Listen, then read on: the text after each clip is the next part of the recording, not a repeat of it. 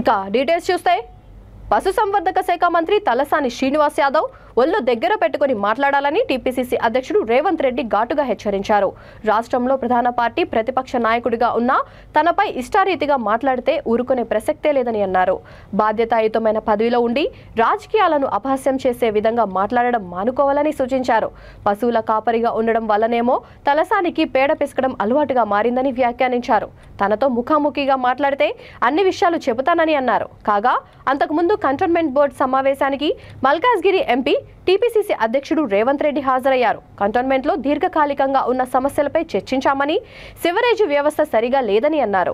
రహదారుల మూసివేత, నాలా సమస్యలు, కలుషిత నీటి అంశాలపై సుదీర్ఘంగా చర్చించి పరిష్కారం చూపినట్లు తెలిపారు. దివంగత ఎమ్మెల్యే సాయన్న విగ్రహంతో పాటు మాజీ ఎంపీ నంది ఎల్లయ్య విగ్రహాన్ని ఏర్పాటు చేయాలని తీర్మానించినట్లు తెలిపారు. కేంద్ర పర్యాటక శాఖ మంత్రి కిషన్ రెడ్డి రక్షక శాఖ మంత్రితో మాట్లాడి కంటోన్మెంట్ అంశాలను పరిష్కరించే దిశగా చూడాలని కోరారు.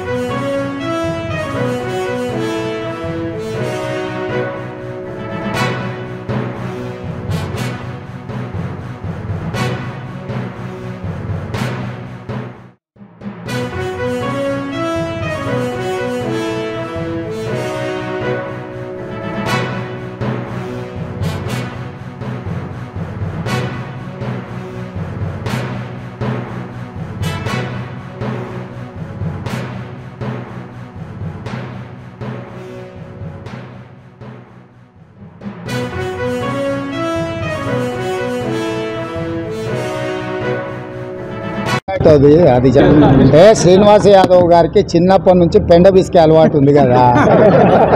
ఎందుకంటే దున్నపోతులను కాసిండు కాబట్టి చాలా కాలం దున్నపోతులతో తిరిగి ఆయన కూడా ఆయన దున్నపోత అనుకుంటున్నాడేమో. పెండ బిస్కే అలవాటుతోని ఆయన పిసుకుడు గురించి మాట్లాడుతున్నాడు. శ్రీనివాస్ యాదవ్ అనేట ఆయన పిసుకుడు సంగతి దేవుడెరుగు. ఆ నమ్లే పాన్ పరాగు మానేస్తే బాగుంటుంది.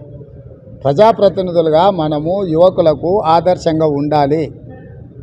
అరటి పండ్ల బండి దగ్గర మేక నమిలినట్టు పాన్ పరాగులు వేసుకొని నమిలేటోడు కూడా నా గురించి మాట్లాడితే అంత గౌరవంగా ఉండదు. ఒకవేళ ఆయనకు అంతగా కోరుకుండి